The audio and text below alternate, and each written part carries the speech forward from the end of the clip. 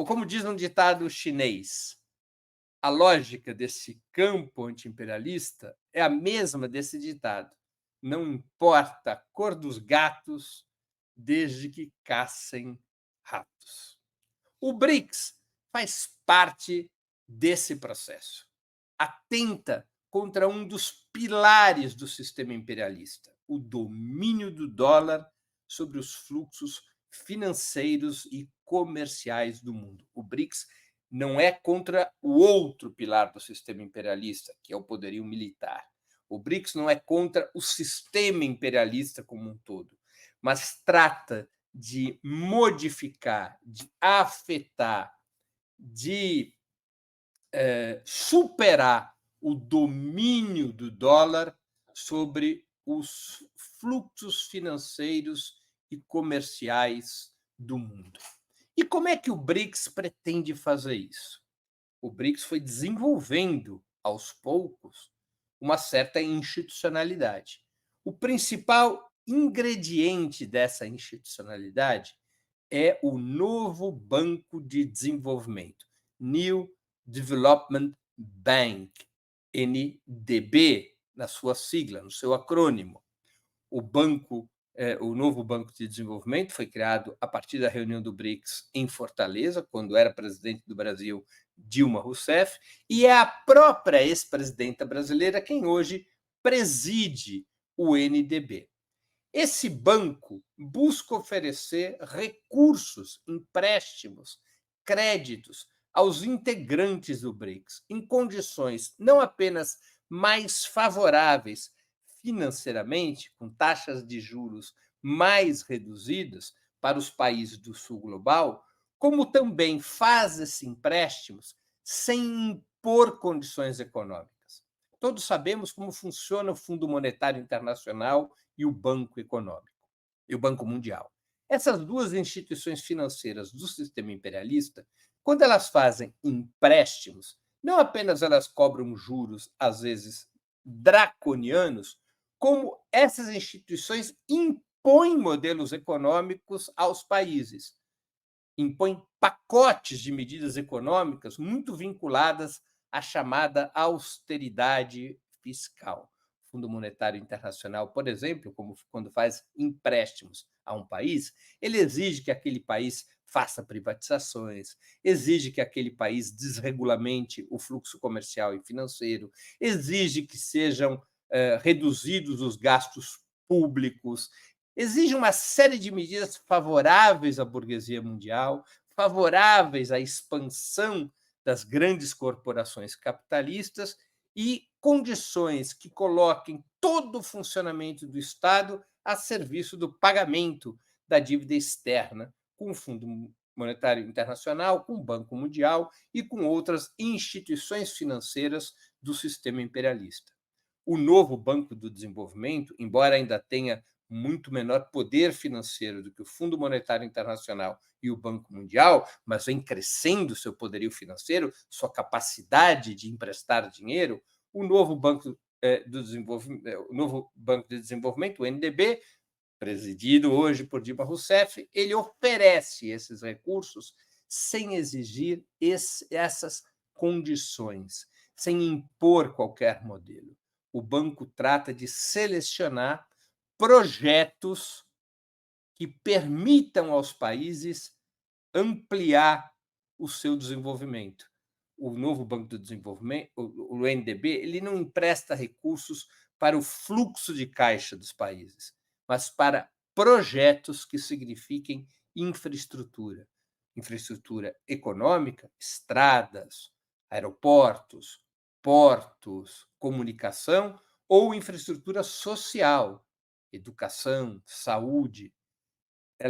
Os recursos são emprestados sem impor, repito, modelos econômicos, sem impor medidas de austeridade, sem impor quaisquer compromissos que não sejam aqueles vinculados à aplicação dos recursos para o desenvolvimento dos países.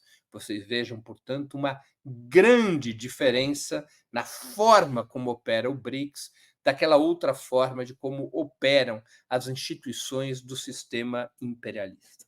Outra medida muito importante do BRICS é o avanço na direção de certas normas que retirem o dólar do fluxo comercial e financeiro entre os países que integram o BRICS. Atualmente, todas as grandes operações comerciais, a maioria esmagadora das operações comerciais, é feita em dólar. Quando o Brasil, por exemplo, adquire equipamentos de algum país, o Brasil paga esse outro país em dólar. Portanto, o Brasil precisa ter dólares para remeter ao país do qual está vindo essa importação.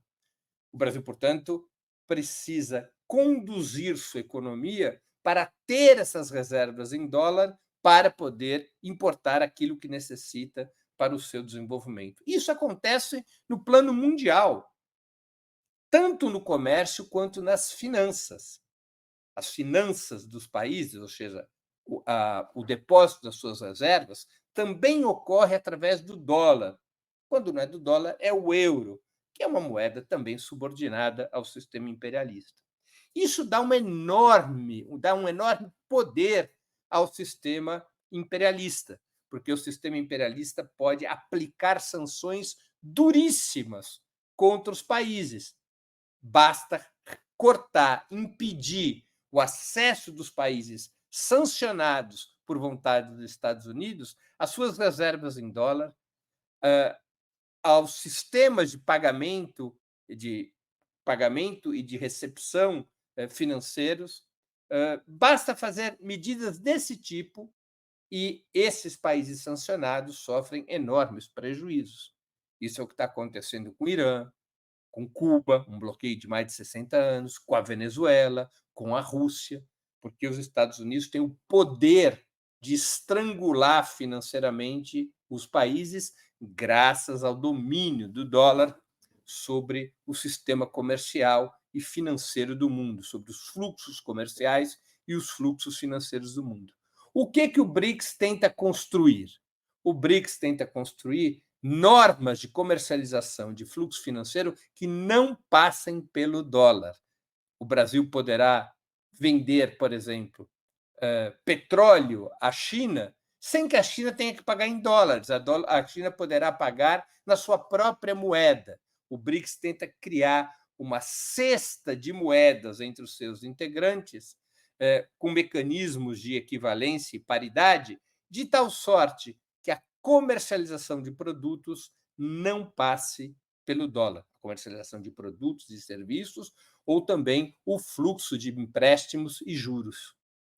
Isso teria um enorme efeito para desmontar a ordem unipolar.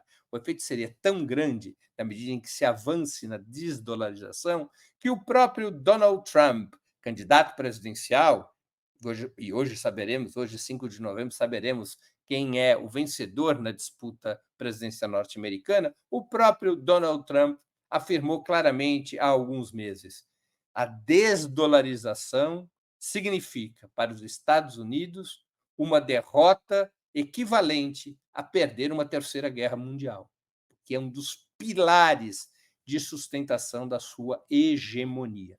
E os BRICS tratam de avançar na desdolarização da economia mundial. O primeiro passo é desdolarizar as relações entre os seus próprios integrantes. Para desdolarizar a economia mundial, para desdolarizar os fluxos comerciais e financeiros entre os seus membros, é muito importante para o BRICS atrair os grandes países produtores e exportadores de petróleo. Por que isso é importante? Porque o petróleo responde por uma fração muito importante do comércio mundial, porque o petróleo tem uma liquidez equivalente à do dólar e porque essa incorporação dos países petroleiros, portanto, representa um lastro formidável para realizar a desdolarização. Se todos os países petroleiros abandonam o dólar como moeda de troca, o domínio do dólar sofre um golpe duríssimo. Por isso que hoje estão dentro do BRICS países como Irã, Emirados Árabes Unidos, Nigéria, que acabou de se integrar à lista dos países associados, e várias outras nações, como a própria Rússia, que vão representando o grosso da produção e exportação de petróleo do mundo. E por isso, na minha opinião, é que foi um grave erro o veto do Brasil à entrada da Venezuela. A Venezuela tem as maiores reservas de petróleo do mundo. A Venezuela é um integrante essencial para os BRICS. Quando o Brasil veta a Venezuela, aparentemente para castigar o governo Maduro por conta das divergências acerca do processo eleitoral na Venezuela, quando o Brasil atua dessa forma, não prejudica apenas a Venezuela. O Brasil acaba prejudicando o próprio BRICS. Não é à toa que o presidente Vladimir Putin da Rússia fez questão de deixar pública sua divergência com o governo brasileiro, quando o governo brasileiro exerceu o seu direito de veto à integração da Venezuela, nem no BRICS, mas na lista dos países associados, dos países candidatos a membros do BRICS. Veja o erro do governo brasileiro em termos estratégicos. Grave erro, que prejudica um país que está sob sanção norte-americana, que prejudica um aliado estratégico como a Venezuela e também afeta a própria estratégia do BRICS. É um erro que pode custar parte do prestígio que o Brasil tem na construção do BRICS. Um erro muito grave, na minha opinião, da diplomacia brasileira.